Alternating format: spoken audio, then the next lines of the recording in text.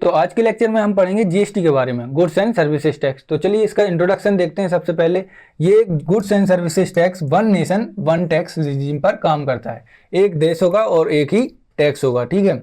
और it is recommended by Vijay Kelkar committee. Vijay Kelkar committee ने इसको रिकमेंड किया था, ठीक है, 12th फाइनेंस कमीशन में, ठीक है। ये 12th फाइनेंस कमीशन के चेयरमैन थे, ठीक है। अब इसका ब्रांड एम्बेसडर किसको बनाया था? ब्रांड एम्बेसडर बनाया था अमिताभ बच्चन को, ठीक है। अमिताभ बच्चन को ब्रांड एम्बेसडर बनाया गया था। और ये जो भी जीएसटी का मॉडल है, इसको सबसे पहले फ्रांस ने सबसे पहले इसको अडॉप्ट किया था 1954 में, ठीक है। और इंडिया ने जीएसटी मॉडल कहाँ से लिया है? तो जीएसटी मॉडल लिया है कनाडा से। जैसे हमने कॉन्स्टिट्यूशन में fundamental rights, fundamental duties, directive principle of state policies, और ये सब हमने जो भी लिए हैं वो दूसरे देशों से अडॉप्ट किए हैं वो मॉडल।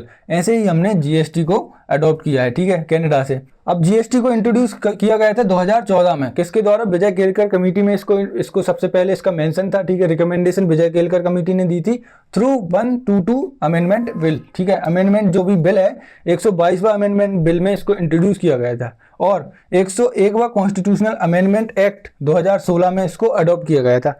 अब ये 122वां अमेंडमेंट बिल क्या है और 101वां कॉन्स्टिट्यूशनल अमेंडमेंट एक्ट क्या है? तो अमेंडमेंट बिल और अमेंडमेंट एक्ट, इसमें डिफरेंस होते हैं, ठीक है। इसमें क्या डिफरेंस होते हैं, चलिए देखते हैं। तो सबसे पहले देखते हैं, कोई भी बिल है, ठीक है, बिल इंट्रोड्यूस किया गया है, ठीक है, और एक एक्ट है, ठीक है। अब बिल और एक्ट में डिफरेंस क्या होता है? जब भी किसी भी कानून को या किसी भी चीज़ को पार्लियामेंट में इंट्रोड्यूस किया जाता है, ठीक है, इंट्रोड्यूस किया जाता है पार्लियामेंट में, ठीक है, और उस पर जो भी है वोटिंग चल रही होती है, कंटिन्यू होती है, ठीक है, कंटिन्यू होती है, और वो पास भी हो जाता है बिल, ठीक है। यदि पास भी हो जाता है, ठीक है, जब तक पास नहीं होता और पास हो जाता है यहाँ तक, तो इसको बोलते हैं बिल, क्योंकि इसको इंट्रोड्यूस किया गया है, ठीक है। इसको इंट्रोड्यूस किया गया है, जब तक इसको ये पास होता है जब तक इसे बोलते हैं बिल, ठीक है। अब इसके बाद जब पास हो जाता है, पास होने के बाद जब ये जाता है बिल किसके पास? प्रेसिडेंट के पास, ठीक है। प्रेसिडेंट के पास ये बिल जाता है, प्रेसिडेंट इस पर साइन करते हैं, ठीक है। प्रेसिडेंट साइन करते हैं, प्रेसिडेंट की असेंट मिल जाती है, तब जाकर ये बनता है एक्ट, ठीक है। बिल और एक्ट में डिफरेंस ये है। अब जो जीएसटी का बिल इंट्रोड्यूस किया गया था वो कब किया गया था? कौन से में किया गया था? 122 122वां कॉन्स्टिट्यूशनल अमेंडमेंट बिल, ठीक है। अब एक्ट कब बना? एक्ट था 101 कॉन्स्टिट्यूशनल अमेंडमेंट एक्ट, ठीक है, ये एक्ट था, ठीक है। आ गया समझ में डिफरेंस? अब देखते हैं आगे। तो added article 279A GST council, ठीक है। अब 101 कॉन्स्टिट्यूशनल अमेंडमेंट एक्ट जो था उसमें क्या इंट्रोड्यूस किया गया है? जीएसटी काउंसिल, ठीक है। जीएसटी काउंसिल को कॉन्स्टिट्यूशनल स्टेटस दिया था किसके द्वारा? कौन से हमें एक्ट, कौन से आर्टिकल में दिया गया है? आर्टिकल 279A, ठीक है। आर्टिकल 279 को ए को इंसर्ट किया गया है, जीएसटी काउंसिल उसमें बनाई है, ठीक है। अब आगे देखते हैं। तो Assam was the first state to accept GST, ठीक है। असम जो था, असम सबसे पहला स्टेट था इंडिया में जिसने जीएसटी को एक्सेप्ट किया था, ठीक है। स्टेट को एक्सेप्ट करना होता है, ठीक है। Jammu and Kashmir was the last state to accept GST. J and K उस टाइम पे जम्मू एंड कश्मीर था, तो उसने सबसे बाद में जीएसटी को एक्सेप्ट किया था। GST enforced in all over India since 1 जुलाई 2017, ठीक है। 1 जुलाई 2017 से इसको पूर्णतः पूरे देश में लागू किया गया है, ठीक है। अब हम देखते हैं जीएसटी होता क्या है। तो अब जीएसटी होता है गुड्स एंड सर्विसेज टैक्स। इसमें लिखा है गुड्स एंड सर्विसेज। अब गुड्स क्या हो गए? कोई भी वस्तु हो गई, कोई भी प्रोडक्ट हुआ, ठीक है। और सर्विसेज उनको हम तक पहुंचाने में जो काम किया गया है उसको बोलते हैं सर्विसेज, ठीक है। कोई भी रेस्टोरेंट में वेटर आपको खाना सर्व कर रहा है तो वो हो गई सर्विसेज में, ठीक है। टेलीकम्युनिकेशन, ये सब सर्विसेज में आती हैं, ठीक है। अब जीएसटी के देखते हैं टाइप्स कितने होते हैं, ठीक है। एक होता है CGST, central goods and services tax, SGST, ठीक है, और आईजीएसटी। अब IGST क्या होता है? Central goods and services tax, state goods and services tax और इंटीग्रेटेड GST, ठीक है। अब देखते हैं सेंट्रल और स्टेट का जो गुड्स एंड सर्विसेज टैक्स है वो कैसे लगता है। तो सबसे पहले हम देखते हैं इनके रेट्स, ठीक है। जो गवर्नमेंट ने जो रेट डिसाइड किए हैं, GST काउंसिल ने रेट डिसाइड किए हैं टैक्स के, वो क्या हैं? 0, 5, 12, 18 एंड 28%, ठीक है। इतने ये रेट्स दिए हैं। ये रेट्स अलग अलग चीज़ों पर, अलग अलग गुड्स पर अलग अलग रेट्स लगते हैं, ठीक है। सेंट्रल और स्टेट GST लगता कैसे? यदि कोई भी सामान है स्टेट में, ऐसे MP स्टेट में कोई भी सामान बना, ठीक है, अब वो उसको यदि बेचा जा रहा है MP में, तो उस पर जो टैक्स लगेगा वो कौन सा टैक्स लगेगा? पहले तो सेंट्रल का टैक्स लगेगा और स्टेट का टैक्स लगेगा। गवर्नमेंट ने इस प्रोडक्ट पर, कोई भी प्रोडक्ट है, ऐसे कार हुई, ठीक है, कार पे तो ज़्यादा टैक्स लगता है, कार पे 28% लगता है। तो देखते हैं कार पे क्या होता है। अब कार पर सेंट्रल टैक्स लगाएगी और स्टेट टैक्स लगाएगी, तो 28% लगाएगी। अब ये तो है नहीं कि 28% सेंटर भी लेगा और 28% स्टेट भी लेगा, नहीं। ये क्या होता है, सेंटर और स्टेट के बीच में आधा आधा बढ़ता है, ठीक है। 14% सेंटर के पास जाएगा और 14% स्टेट के पास जाएगा, ठीक है। सेंटर और स्टेट का GST हो गया। अब IGST क्या होता है? इसका नाम है इंटीग्रेटेड GST, ठीक है, इंटीग्रेटेड। अब इसमें क्या होता है, जैसे कोई भी कार मैन्युफैक्चर हुई MP में, ठीक है, MP में कार मैन्युफैक्चर हुई, ठीक है। अब इसको ट्रांसपोर्ट करके कहाँ ले जाया गया है? UP में, ठीक है। अब ये इस पर टैक्स कैसे कलेक्ट करेंगे? ठीक है, इस पर टैक्स कलेक्ट करेगी सेंटर जाएगी, बोलेगी इस पर लगेगा IGST, ठीक है, IGST लगेगा। IGST में क्या होगा? 28% है, ये कलेक्ट करेगी सेंट्रल गवर्नमेंट, ठीक है। आधा रख लेगी अपने पास 14% और आधा दे देगी UP को, ठीक है, डेस्टिनेशन पे। अब इसमें ये होता है कि ये टैक्स MP को नहीं मिला, UP को मिला 14%। ऐसा क्यों? क्योंकि GST है डेस्टिनेशन बेस्ड टैक्स, ठीक है। इसको डेस्टिनेशन बेस्ड टैक्स इसलिए बनाया है क्योंकि यदि कार MP में मैन्युफैक्चर हो रही है, यहाँ पर मैन्युफैक्चरिंग हो रही है, तो यहाँ पर उसको क्या मिल रहा है? एम्प्लॉयमेंट मिल रहा है लोगों को, यहाँ पर इकोनॉमी तो वैसे ही बढ़ रही है। लेकिन UP यदि भेजी गई है, UP में उसको भेजा गया है, तो उसको टैक्स मिलना चाहिए, तो उसको टैक्स देती है गवर्नमेंट 14%, ठीक है। अब हम पढ़ते हैं GST काउंसिल के बारे में, ठीक है। GST काउंसिल, इसका कॉम्पोजिशन देखते हैं GST काउंसिल का, ठीक है। फिर इसके फंक्शन देखेंगे, इसके काम देखेंगे, इसका क्या क्या काम होता है। तो GST काउंसिल में सबसे पहले इसका कॉम्पोजिशन होता है, तो इसमें होते हैं टोटल 33 मेंबर्स, ठीक है, जिसमें सेंटर और स्टेट, ठीक है। सेंटर से कौन कौन होता है? तो सेंटर में से होता है चेयरमैन, जो होता है वो सेंटर से होता है। कौन? Central finance minister,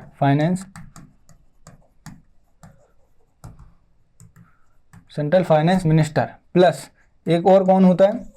union minister of state, ठीक है, स्टेट।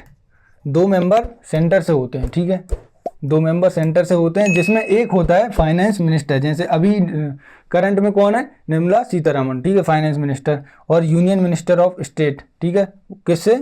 फाइनेंस से।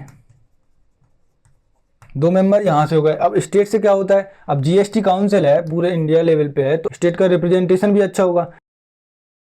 स्टेट का रिप्रेजेंटेशन कैसे होगा? तो जो भी 28 स्टेट हैं, ठीक है, जो भी 28 स्टेट्स हैं, उससे जो भी 28 स्टेट के जो भी फाइनेंस मिनिस्टर होंगे, ठीक है, FM होंगे, फाइनेंस मिनिस्टर होंगे, वो इसमें मेंबर होंगे GST काउंसिल के, ठीक है। और जो 3 मेंबर और होंगे वो कहाँ से होंगे? यूटीज से, ठीक है। यूटीज का रिप्रेजेंटेशन भी होता है, क्योंकि यूटीज में लेजिस्लेचर होता है कुछ में। कौन कौन सी यूटीज में?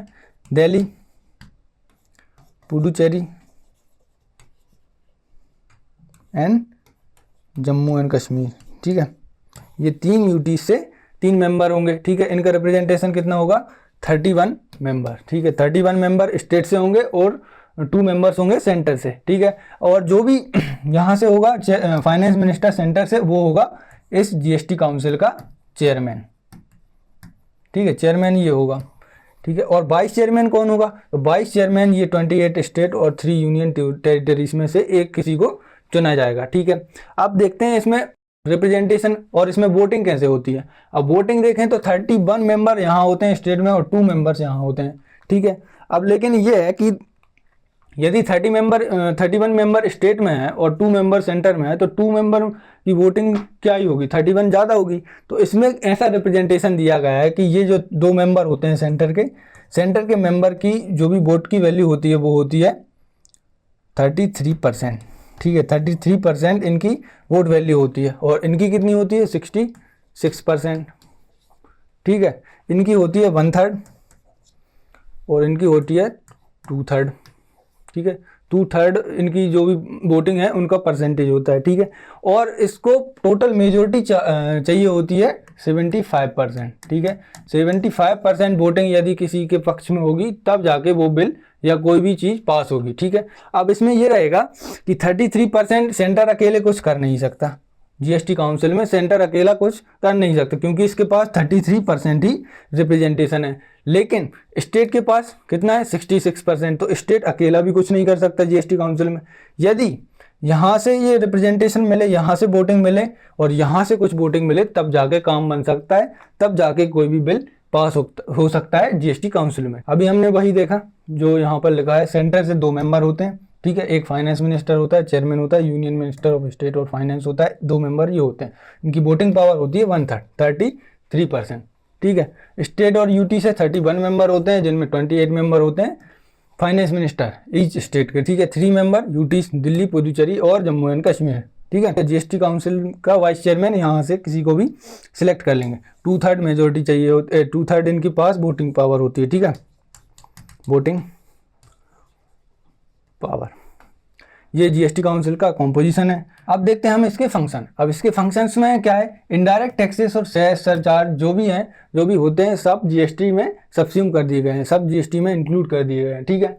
अकेला डायरेक्ट टैक्स, इनडायरेक्ट टैक्स जो भी होते हैं वो जीएसटी से कलेक्ट किए जाते हैं और जो डायरेक्ट टैक्स होते हैं वो डायरेक्टली कलेक्ट किए जाते हैं, ठीक है।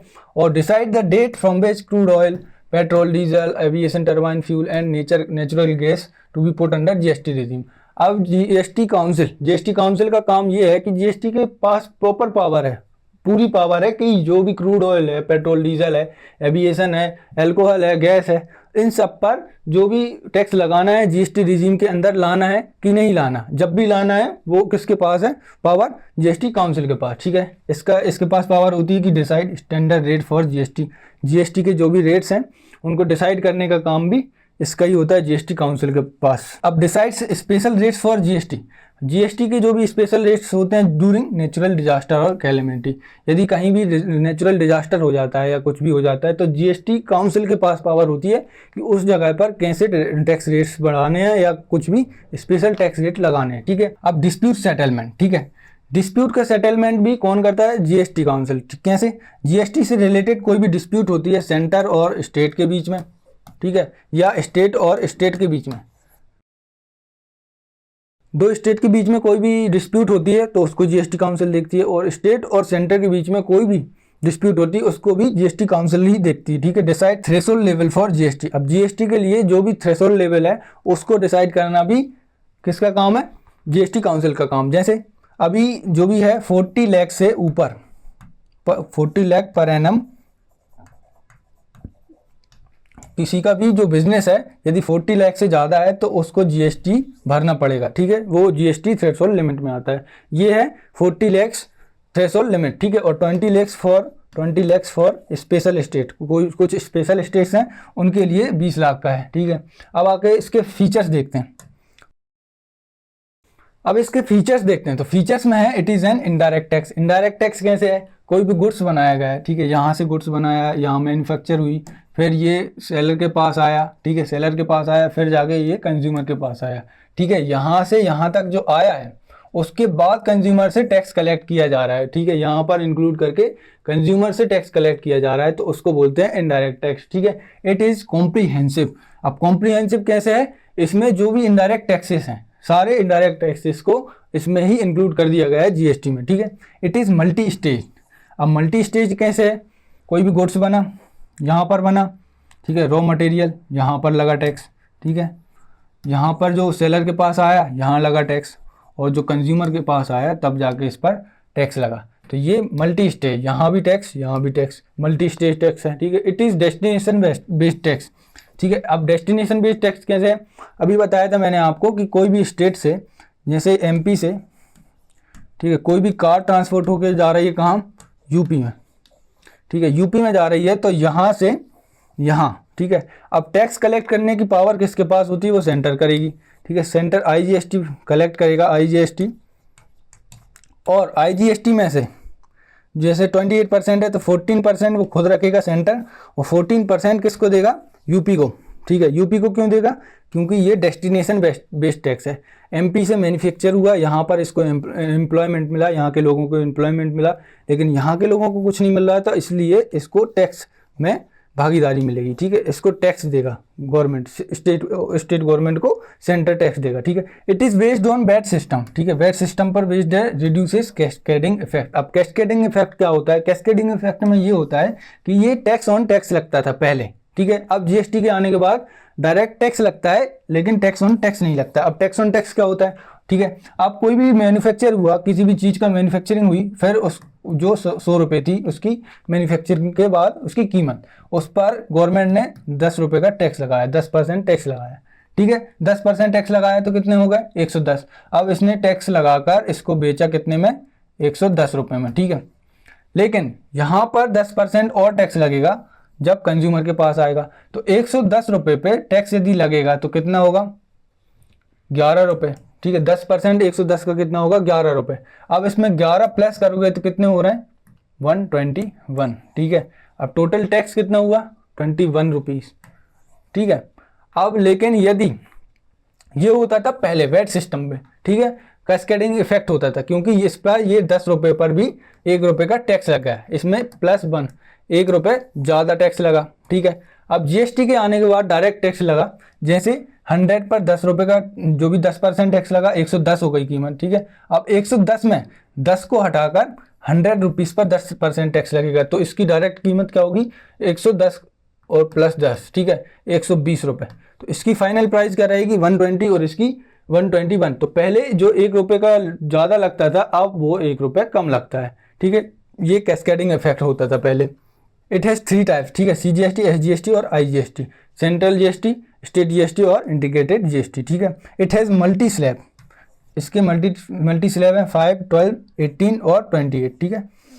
ये सब फीचर्स हैं इसके। अब आगे चलते हैं, अब आगे देखते हैं GST इन, ठीक है। IN क्या होता है, GST IN का फुल फॉर्म होता है goods and services tax identification number, ठीक है, GST आइडेंटिफिकेशन नंबर। अब आइडेंटिफिकेशन नंबर ये होता है, GST जब किसी को दिया जाता है तो एक नंबर दिया जाता है, ठीक है, 1 2 3 ऐसे करके नंबर दिया जाता है।